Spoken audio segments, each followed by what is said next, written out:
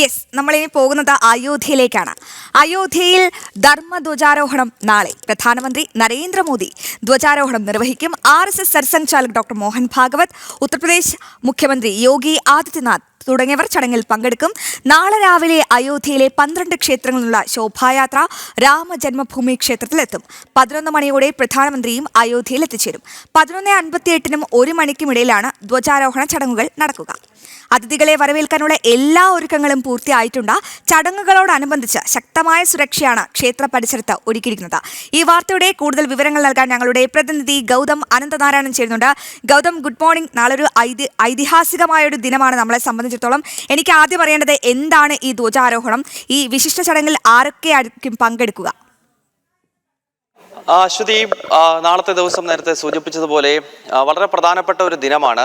അപ്പോൾ ഈ ദിവസത്തിൽ സാധാരണയായി ഭാരതത്തിലെ, പ്രത്യേകിച്ച് ഉത്തര ഭാരതത്തിലെ, ദക്ഷിണ ഭാരതത്തിൽ നമ്മൾ അത്രത്തോളം കണ്ടുപരിചയമില്ല. പക്ഷേ ഉത്തര ഭാരതത്തിലേക്ക് എത്തിക്കഴിഞ്ഞാൽ അവിടെ ക്ഷേത്രങ്ങളുടെ മുകളിലെല്ലാം ഈ കാവി പതാകകൾ ഉയർന്നു പറക്കുന്നത് നമുക്ക് കാണാൻ കഴിയും. കാരണം കാവി എന്ന് പറയുന്നത് ഭാരതത്തിൻ്റെ ദേശീയതയുടെ, അല്ലെങ്കിൽ ഈ രാഷ്ട്രത്തിൻ്റെ സംസ്കാരത്തിൻ്റെ പ്രതീകമായിട്ടുള്ള ഹിന്ദുത്വ ദേശീയതയുടെ അടയാളമാണ്. അപ്പോൾ ഹൈന്ദവ ക്ഷേത്രങ്ങളുടെ എല്ലാം മുകളിൽ ഈ ഹിന്ദുത്വ ദേശീയതയെ പ്രതിനിധീകരിക്കുന്ന കാവി ധ്വജം ഉയർന്നു പറക്കുന്ന ഒരു കാഴ്ച നമുക്ക് ഉത്തരഭാരതത്തിൽ വിശേഷിച്ച് കാണാൻ കഴിയുന്നതാണ്. അയോധ്യയിലെ രാമക്ഷേത്രത്തെ സംബന്ധിച്ച് നമുക്ക് അതിൻ്റെ ചരിത്രം അറിയാം.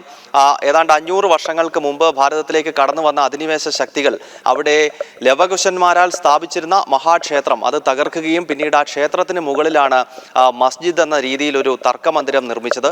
പിന്നീട് 1992 ഡിസംബർ 6-ന് കാർ സേവകരുടെ കരുത്തിൽ ആ തർക്കമന്ദിരം അവിടെ നിന്ന് നീക്കം ചെയ്തതും ചരിത്രമാണ്. പിന്നീട് സുപ്രീം കോടതിയുടെ ഇടപെടലിനെ തുടർന്ന് അടുത്ത കാലത്താണ് രാമക്ഷേത്രത്തിൻ്റെ പ്രാണപ്രതിഷ്ഠ നടന്നത്. പക്ഷേ ഈ പ്രാണപ്രതിഷ്ഠയോട് കൂടി മാത്രമല്ല ക്ഷേത്രത്തിൻ്റെ നിർമ്മാണ പ്രവർത്തനങ്ങൾ പൂർത്തിയാകുക.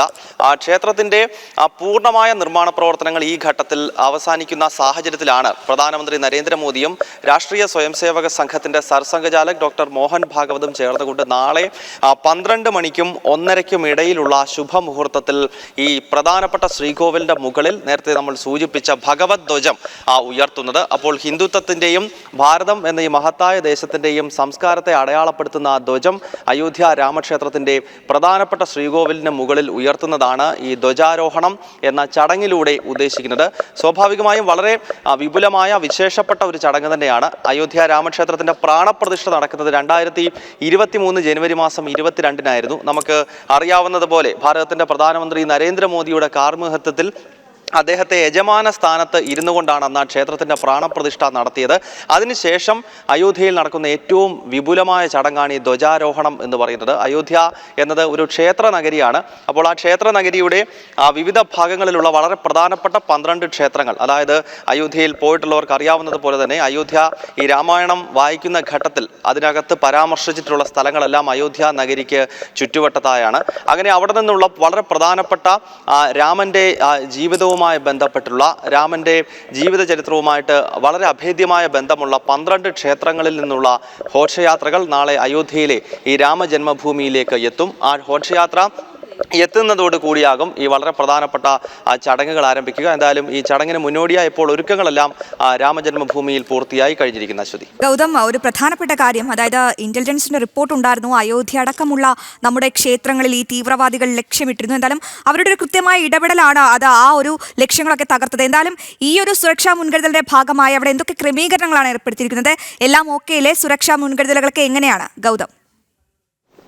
അശ്വതി, ഈ നാളത്തെ ദിവസം പ്രമുഖ വ്യക്തിത്വങ്ങളുടെ ഒരു നീണ്ട നിര അയോധ്യയിൽ നമുക്ക് കാണാൻ സാധിക്കും. പ്രധാനമന്ത്രിയെ കൂടാതെ സംഘത്തിൻ്റെ സർസംഘചാലക് ഡോക്ടർ മോഹൻ ഭാഗവത് ഉണ്ട്. ഒപ്പം UP മുഖ്യമന്ത്രിയും ഗോരഖ്പൂർ മഠാധിപതിയുമായ യോഗി ആദിത്യനാഥ് ഉണ്ട്. ഉത്തർപ്രദേശ് ഗവർണർ ആനന്ദീബൻ പട്ടേൽ ഉണ്ട്.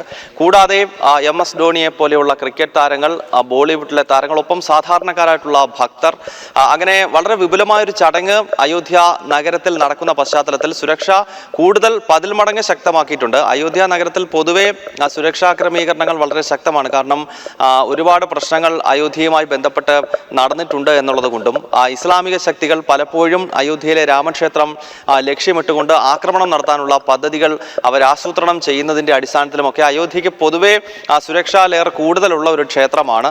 3-4 ലെയർ പരിശോധനയ്ക്ക് ശേഷമാണ് അയോധ്യ രാമക്ഷേത്രത്തിലേക്ക് ഭക്തരെ കയറ്റിവിടാറുള്ളത്. നാളെ ഈ വളരെ വിപുലമായ ചടങ്ങ് നടക്കുന്നതിന്റെ അടിസ്ഥാനത്തിൽ സുരക്ഷാ ക്രമീകരണങ്ങൾ 10 മടങ്ങ് ശക്തമാക്കിയിരിക്കുകയാണ്. മാത്രമല്ല അശ്വതി ചൂണ്ടിക്കാണിച്ചതുപോലെ ഈ അടുത്ത കാലത്ത് നമ്മുടെ രാജ്യത്തിന്റെ വിവിധ ഭാഗങ്ങളിൽ നിന്നും അറസ്റ്റിലായിട്ടുള്ള ജിഹാദികളെ ചോദ്യം ചെയ്യുന്ന ഘട്ടത്തിൽ, പ്രത്യേകിച്ച് ഡൽഹിയിൽ നടന്ന ഭീകരാക്രമണവുമായി ബന്ധപ്പെട്ട് അറസ്റ്റിലായിട്ടുള്ള ഭീകരരെ ചോദ്യം ചെയ്യുമ്പോൾ രഹസ്യാന്വേഷണ ഏജൻസികൾക്കും കേന്ദ്ര ഏജൻസികൾക്കും മനസ്സിലായ ഒരു കാര്യം, ഈ നാളെ നടക്കുന്ന ചടങ്ങിനോടനുബന്ധിച്ച് നമ്മുടെ രാജ്യത്ത് ഭീകരാക്രമണം നടത്തുകയായിരുന്നു ഈ ഇസ്ലാമിക ശക്തികളുടെ ലക്ഷ്യം എന്നത്.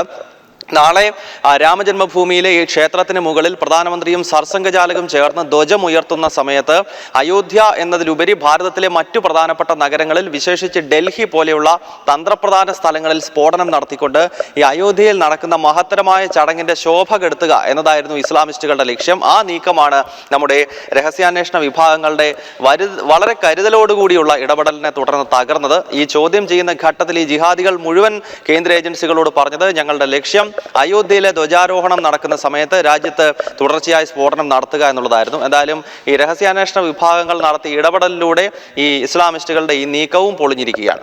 യെസ് ഗൗതം, വളരെ വ്യക്തമായാണ് ഗൗതം കാര്യങ്ങൾ അവതരിപ്പിച്ചത്. എന്തായാലും അയോധ്യയിൽ നാളെ ധർമ്മ ധ്വജാരോഹണം നടക്കുകയാണ്. ഐതിഹാസികമായ ചടങ്ങുകൾക്കാണ് നമ്മുടെ ഭാരതം നാളെ സാക്ഷിയാകുന്നത്.